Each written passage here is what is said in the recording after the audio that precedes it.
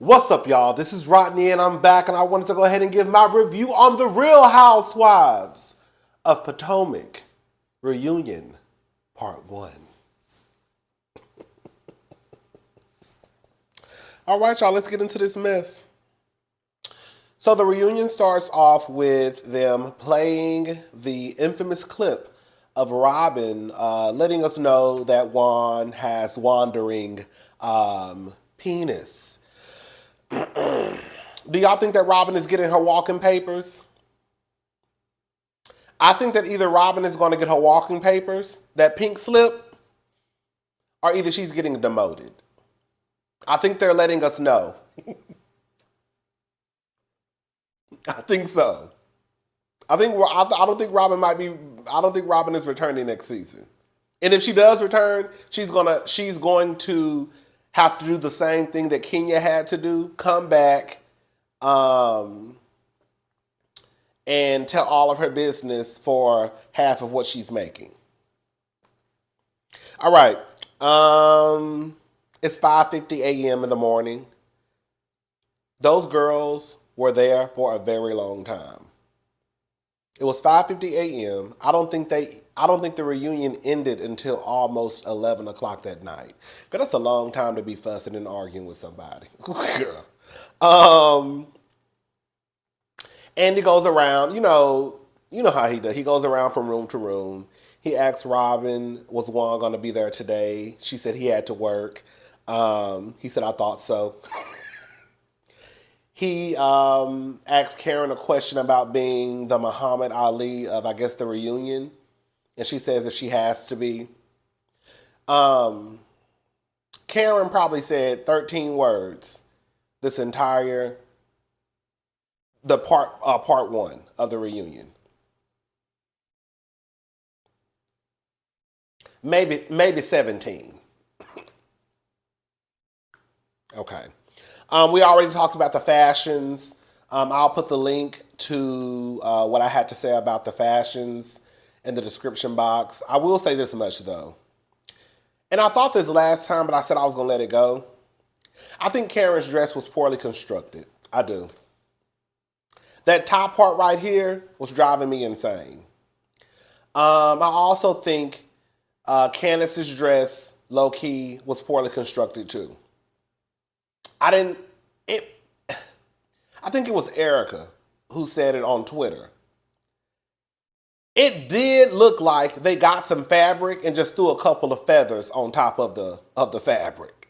It looked like they got a dress and like threw some feathers on top of the dress. Like, I should not be able to see the bottom, like the dress. Like, the dress should be the feathers. I hated that about Candace's dress. I also feel like they should have put something around Candace's waist. I think it would have been real cute if they would have put like a little belt, like a little skinny belt, and like snatched her at the waist. I think that would have been a cute look. Other than that, we've already talked about the fashions. Andy makes a comment about Candace's dress looking like the Cookie Monster before the internet does. No one has said that. I haven't heard anyone say on Twitter, on Instagram, that Candace's dress looks like or resembles the Cookie Monster. Okay. Excuse me, sorry. How do y'all feel about the seating arrangement?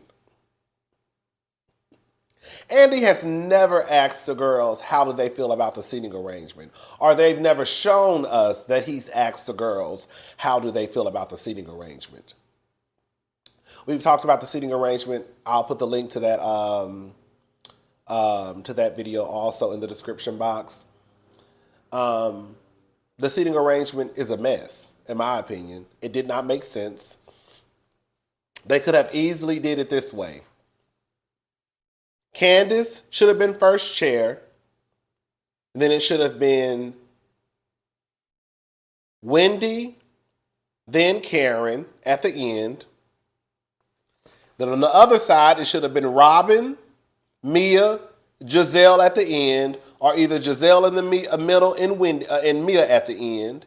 And then when the friends came out, aka Jackie and Sharice, Jackie would have sat on the side with Candace, Wendy, Karen, and then it would have been Jackie. And then on the other side, Sharice would have sat at the end. Y'all can't tell me that seating arrangement does not make sense. That seating arrangement actually makes sense.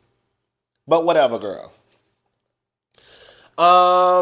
Ashley lets us know that Michael has a key to her home, and she has a key to his, to the home that she used to live in, because they have kids together. In case something happens, they want to have access to the house.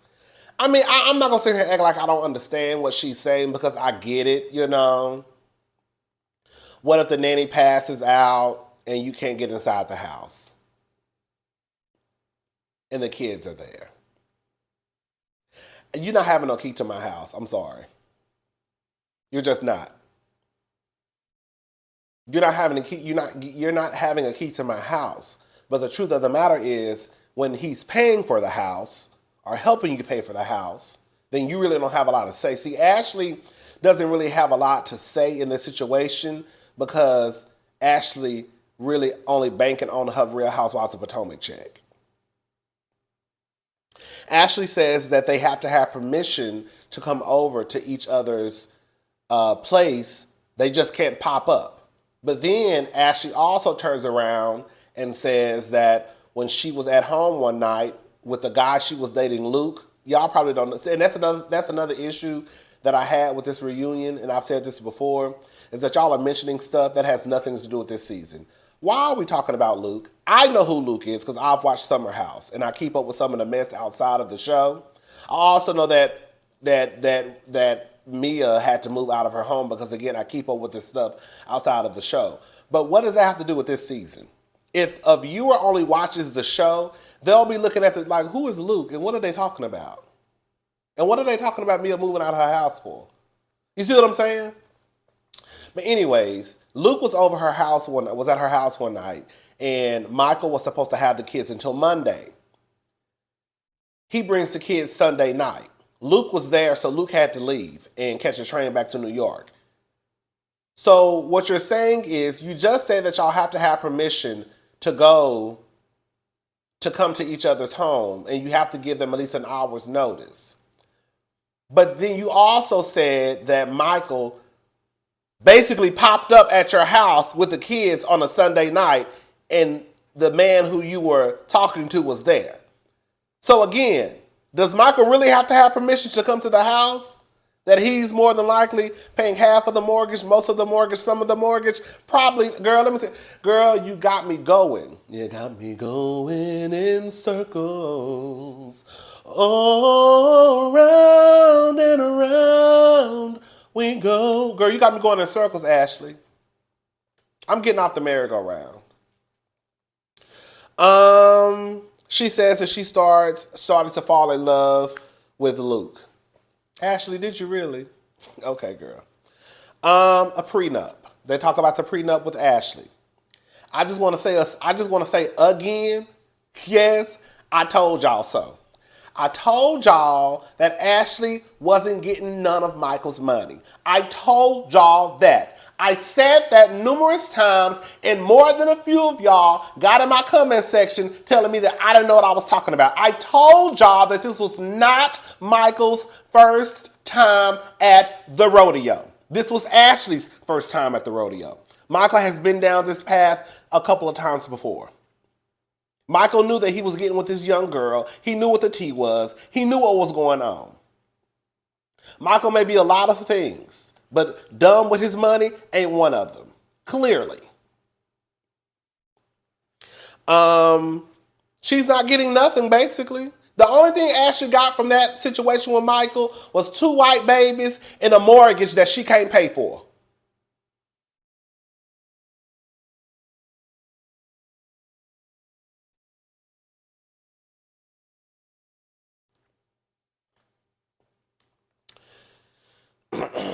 She'll get some child support. She says that in the paperwork, she has some safety nets that I guess if she gets in a financial bind, that he may help her. What it sounds like to me is if you need $100 here or there, I might give it to you, but you're going to have to come and get it.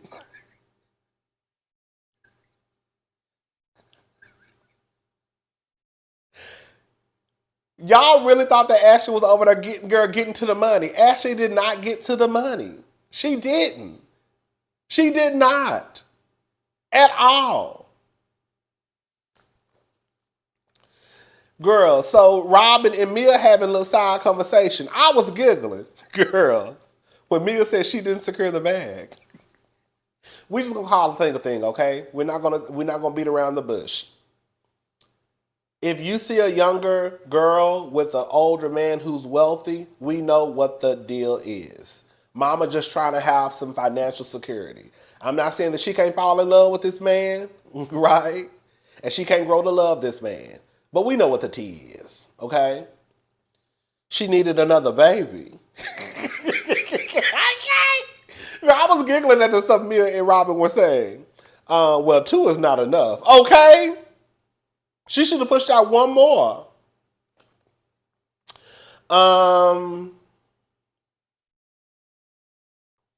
Mia talks about basically how you get your husband, how she got her husband.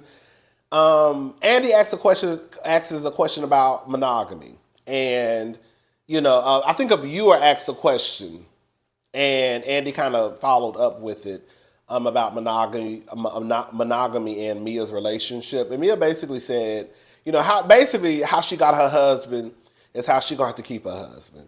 She got into the relationship, I guess, knowing her husband liked to have a little fun with other women and girl, probably even some men, I don't know. And girl, that's just what the tea is. I'm not gonna lie, I was like, okay, I understood what Mia was saying. But girl, at some point in life, that shit gonna get old. I'm not about to be a 50-year-old woman out here busting it low and spreading it wide for some young girl in Miami. Like, you see what I'm saying? Like, I get it. How you got them, you got to keep it up. But girl, at some point that will get old. Right now, Mia say she only in her 30s, so I can see her still being down for it. But at some point, Mia not gonna want to do that no more. And Gordon may still want to do it when he's 85. May I don't know. Anyways, girl, but I understood what Mia was saying. A viewer asked Ashley a question about, remember the comment that she made that Candace was the least accomplished out of the entire group? Can I say something?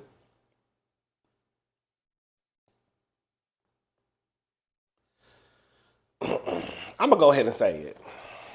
I just wanna make it very clear that the 2 most educated are the 2 dark-skinned women.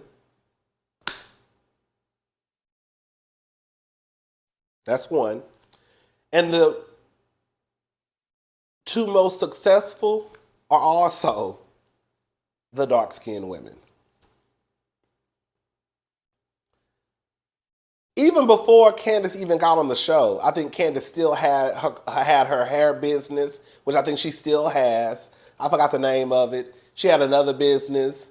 I've seen pictures of Candace. Either she was an intern or something had to do with the White House. So for Ashley to come onto this show and say that Candace was the least accomplished. Now, Ashley says that she's also an accomplished woman, too. Now, Ashley has been on my TV screen for 7 seasons. And I don't know what Ashley does outside of Real Housewives of Potomac. Now, I have heard that she has like a yoga situation going on up there in the DMV, but she just doesn't show it because I heard that whenever you show your businesses on Bravo, they take a cut of it. I don't know, child. But I just wanted to go ahead and put that out there that y'all can cut it out with the who's the most educated and who's the most accomplished. It kind of reminds me of when Karen had the audacity to open up her mouth and say that she was not impressed with Wendy's resume.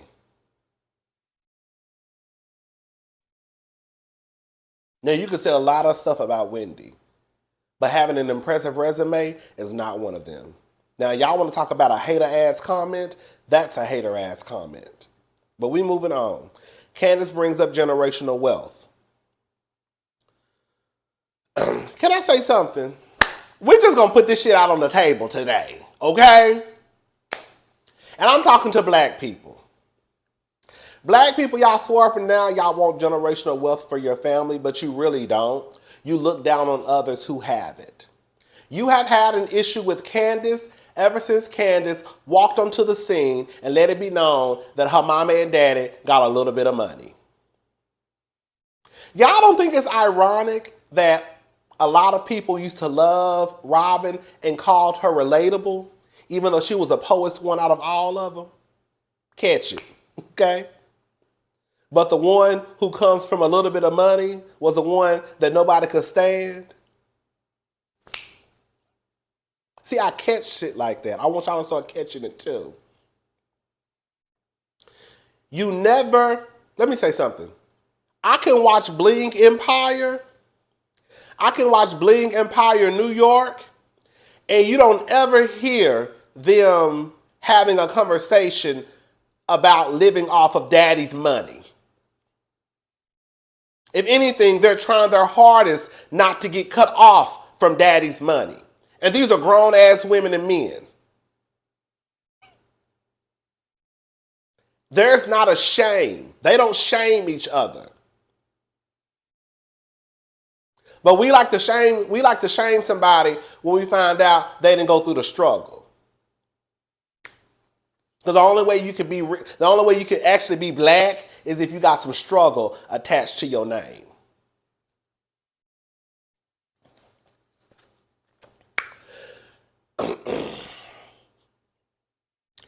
As an adult, you need to be responsible for yourself. That's what Ashley told Candace. Ashley, you're not even responsible for yourself. You've already let us know that you can't even pay your pussy bill.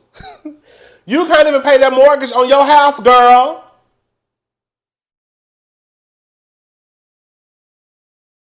You're going to have to do what Michael says in order for Michael to continue to pay for the mortgage on that, help you pay for the mortgage on that house. Kenneth says, that's all, thank you.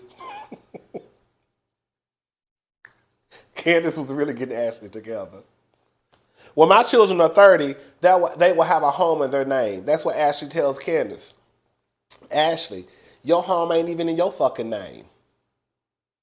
Your home is in an LLC that your soon-to-be ex-husband got to help you pay for.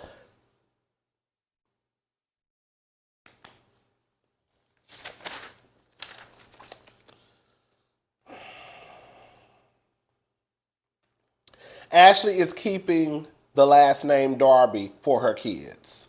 Can I say something? This is just me. I think that women should stop. I think that women should start attaching their last names to their kids' names. All of y'all, not all of y'all, a lot of y'all want to give up your legacy, up your last name, and then give your kids their father's last name. So what's going to happen? So tell me what's going to happen in Ashley's case. Ashley has a last name Darby. Her kids have the last name Darby. She says that she's keeping the last name for her kids. But 10 times out of 10, if Ashley gets married again anytime soon, that man is not going to go for Ashley keeping the last name Darby. So she's going to change her name to now her new husband's last name. That's why I think it makes more sense for y'all to just start hyphenating your kid's name. So I don't know Ashley's maiden name. I'm just gonna make up a name. So let's say Ashley's last name was Williams. If Ashley would have named her kids Dean Darby Williams, so even if Ashley divorced Michael and went back to her maiden name, her name would still be attached. Even if Ashley got remarried, she could still say, my new name is Ashley Henderson Williams. Her name is still attached to her kids. But see, y'all don't think like that. All y'all just want y'all kids to walk around here with y'all baby daddy's last name, taking away your last name and taking away your legacy. But girl, do what y'all want to do, girl. All right. Mia. I don't know.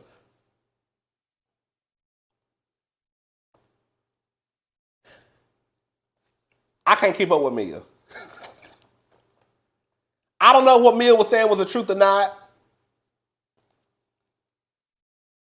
Andy said it sounded like you had a rash about the whole doctors, the cancer scare.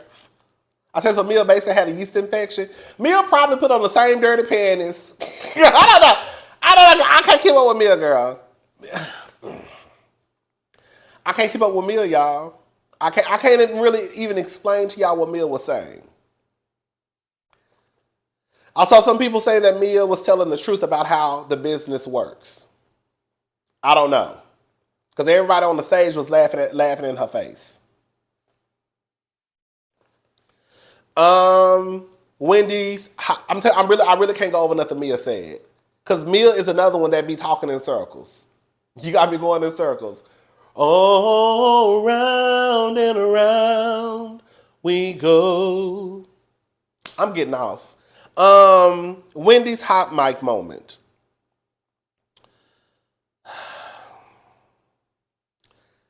Wendy, girl, what?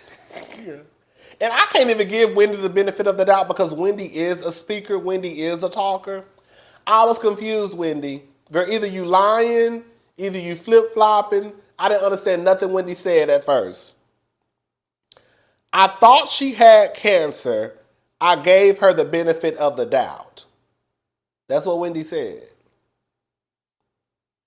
I thought she had cancer. I gave her the benefit of the doubt. But you didn't, though. You thought that Mia was lying. Let me say something.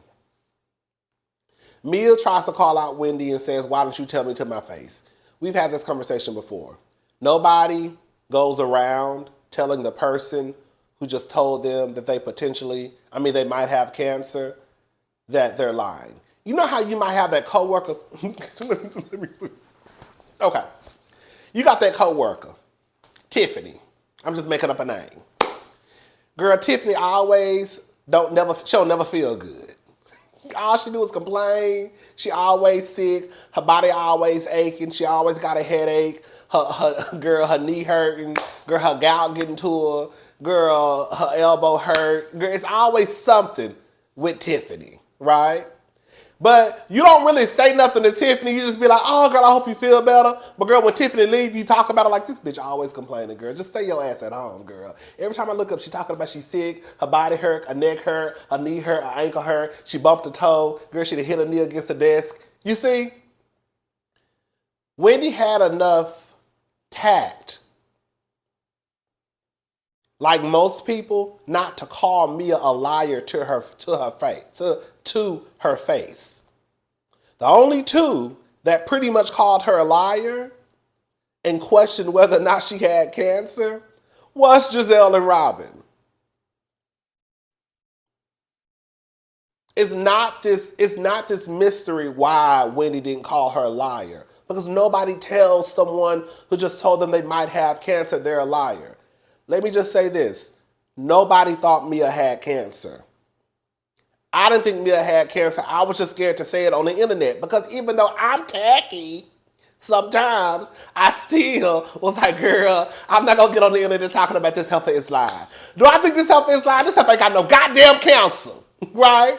But even I had enough tact not to get my black ass down to the World Wide Web talking about the heifer was lying. I didn't see one person on the internet that believed Mia had cancer. So everybody thought Mia was lying in the conversation. It was a few people out there who thought that Mia had cancer. But most people, like 95% of people, thought that Mia was lying. Then Mia says she would love to have an opportunist husband to film her. Remember when Wendy was in the hospital and what's the name? What's his name? Eddie, Happy Eddie. Shout out to Happy Eddie. Happy Eddie was filming her in the hospital. I mean, girl, then Wendy says, maybe your next husband will do that for you. And then Mia replies, you know what?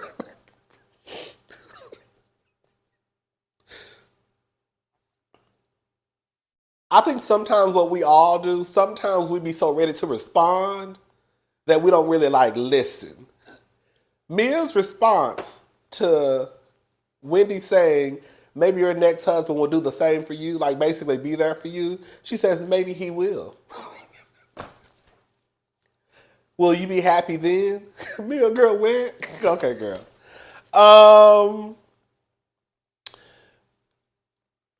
Girl, I didn't think about this until Giselle said it.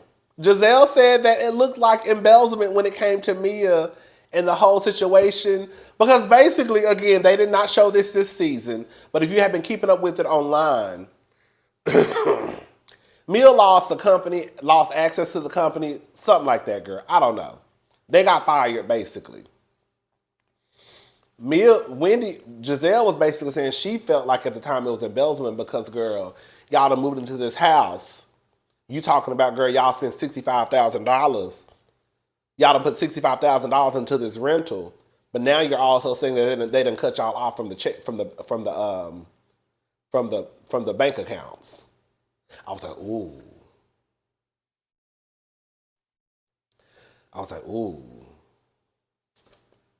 Girl, y'all gonna learn. This is for all y'all girls on the cast. Y'all gonna learn that Robin and Giselle are not y'all friends. They're gonna call out everybody else, but they're not gonna call out each other. Which I understand because they're friends. But y'all gonna understand that they're not your friends. Because Giselle would have never said no shit like that about Robin. See, Mia, what your issue is, your issue this entire season should have been with Giselle and Robin. The entire season. At least half of the season. For questioning whether or not you had cancer. But you wanted to be on their side so much that you created some drama with Wendy. Okay, let's move on. She starts to talk about we're bi-coastal. Girl, Mia be lying, girl.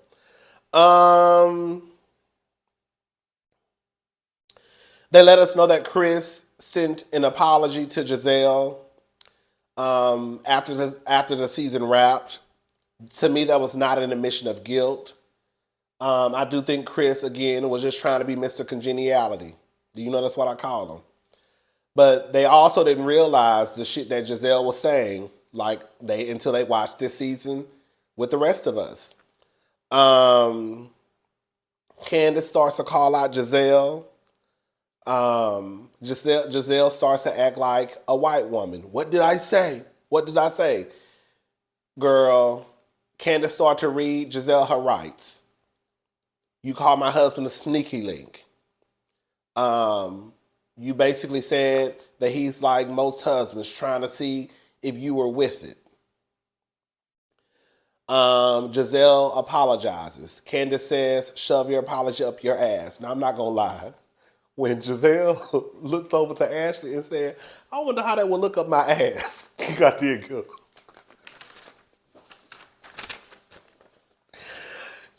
Candace has 6 embryos. Giselle don't know what embryos are. I said, that's exactly why her daughters didn't know what the hell was going on. And let me shut up. Candace, a viewer says, why did Candace accuse Giselle of saying that Chris S.A.'d? Y'all get what I'm trying to say? Giselle says, no, she didn't. Yes, you did. You said that Chris grabbed or caressed whatever Sesame Street's butt. She says everybody heard Ashley say that. I don't think that's what happened. I think this is where y'all want to talk about editing. This is where editing comes into play. I think that they asked the girls, because I even think I remember Wendy saying the same thing too. I think they asked the girls, did they hear Giselle say that? And I think the girls were responding like I heard somebody say something about ass grabbing, titty grabbing, whatever they said in the confessionals. I don't think they were saying that they heard Ashley say that. Now that's why I think the editing came into play because I don't think that they were saying that Ashley said that. The only person who said that was Giselle, and I think they were saying that they heard Giselle say that. That's what I think. Robin.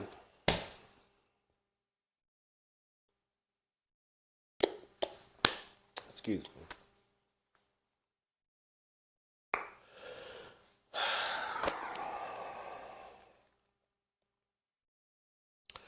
Can we agree, though, it's not the best idea for a married man to be in a hotel room with a single woman?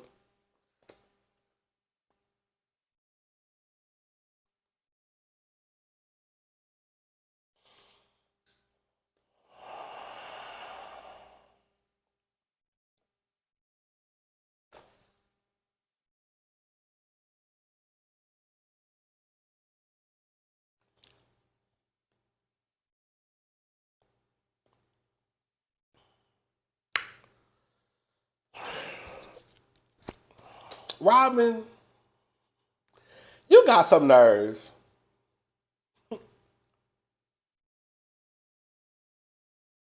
And this is why I need Chris and Candace to understand that Robin never was your friend. And Robin, like I said before, really switched up on Candace and Chris. I said this. Remember when she started out like on Team Chris? But Robin was down with the shit too. Because Robin knew that DM that Chris sent Ashley was not the DM that they tried to make it seem, right? Robin knew. Robin knew that she was with Ashley that night when Chris replied to the story. Robin also said throughout the season that Chris was overreacting. Now, she's backing up Giselle by basically saying that Chris had no business being asking or being in a room with a single woman. Now, can I say something? I completely understand the optics. I'm not going to sit here and act like I don't. Don't nobody want to be seen coming out of a hotel room with someone who's in a relationship.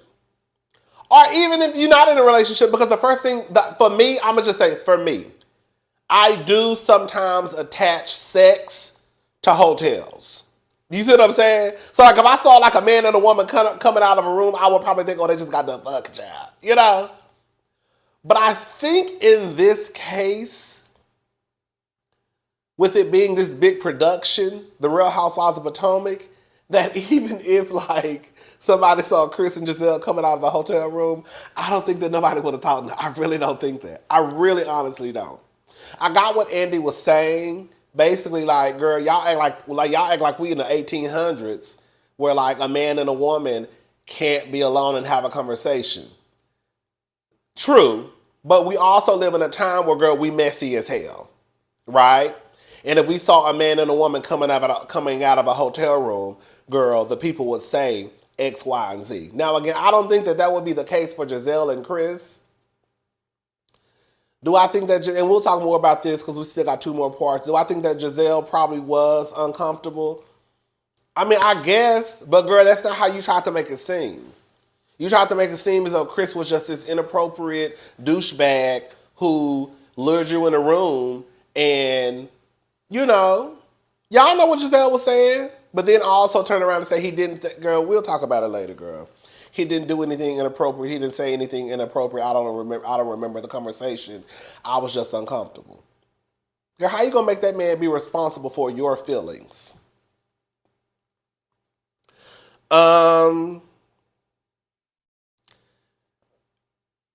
Giselle basically starts to say that we've all had a lot to say.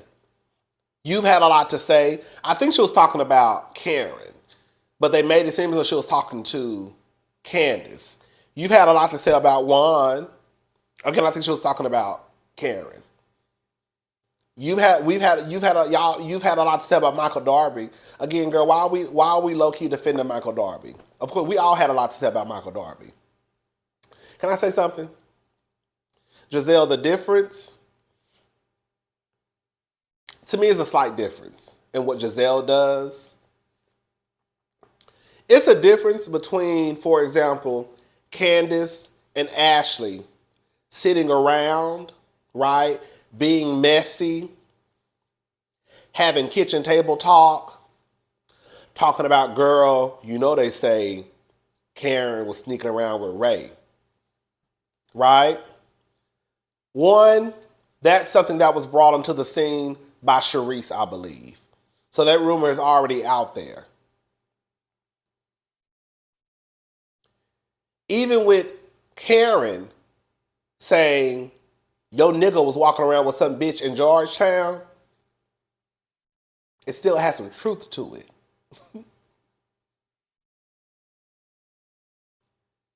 Giselle, you say, your husband asked me to come back to my hotel room knowing my glam was gone, right? Made me feel uncomfortable. But then you also turn around and say, he didn't say anything inappropriate. He didn't do anything inappropriate. I don't remember the conversation. You see how there's like a slight difference in the two?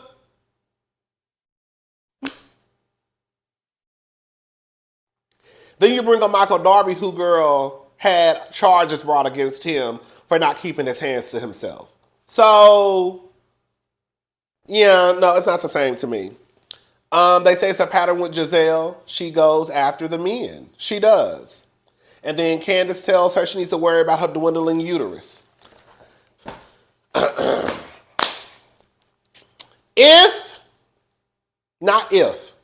To this day, y'all still say that Phaedra gave the best read of our entire existence to Kenya when she talked about Kenya's fertility journey at the reunion. Y'all still go up for that read. But for some reason, now, I saw some of y'all upset that Candace mentioned Giselle's dwindling uterus.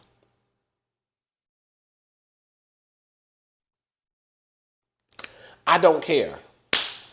I don't personally care. Now, is it a possibility that Candace could have Candace could have problems with her uterus when she wants to get one, if she wants to, decide to have kids one day? Possibly. But today, right now, bitch, we ain't got that issue. So I'm on your ass. All I'm saying is if you gonna be mad at Candace, then we need to stop bringing up what Phaedra said about Kenya. Y'all be all over the place for me. I can't keep up. All right, I'm gone. I'll talk to y'all later. Bye. Girl, can we just call a thing a thing? I like Ashley. Ashley is messy. Ashley used to be my favorite. But girl, it is absolutely sad that this white man gooped and gagged you. You were so busy worried about where Candace was lying her head in her mama's house, right? You were so busy running around with Giselle, causing chaos and confusion, that you forgot to read the fine print. I want to know, Ashley, when you sat on Real Housewives of Potomac, whatever season that was, and you were going over the new draft of that post-nup or prenup that Michael had put in front of your face, what were you reading? When you were like, yeah, looks great. Okay, yeah, I trust you. What were you reading, sis? Girl, you literally had to lay up with the old white man, have him crawl on your back for X amount of years. You laid up with a white man who likes sucking dick. Girl, ain't nothing wrong with sucking dick. Ain't nothing wrong with sucking dick.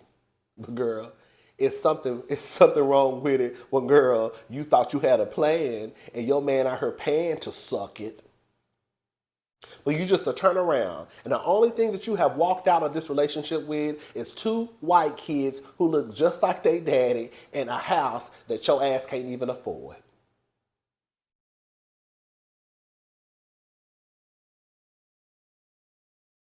Ashley is too busy trying to keep up with the Joneses. If you look up the definition of ghetto, hood, and stupid, Ashley Darby picture will be inside all three words. It makes no sense that Ashley spent all this time with this old white man marrying into security. I'm not mad at no woman who marries for security. I think you all should. But if we gonna have an honest conversation, if you're gonna marry an old white man or even an old black rich man, baby, when it's all said and done, you better be walking away with a couple of dollars. Having to do what you had to do, Ashley. Ashley probably been out here, girl, eating all types of pussy just to make this white man happy. Probably even having threesomes with men, as far as I'm concerned, just for you to walk away with nothing. But see, that's what happens when you be worried about the business that don't pay you. While you was all up in Candace's business and her living in her mama's house, you should have been worried about what was going on in your own house. Or the house that now you and Michael own under the LLC.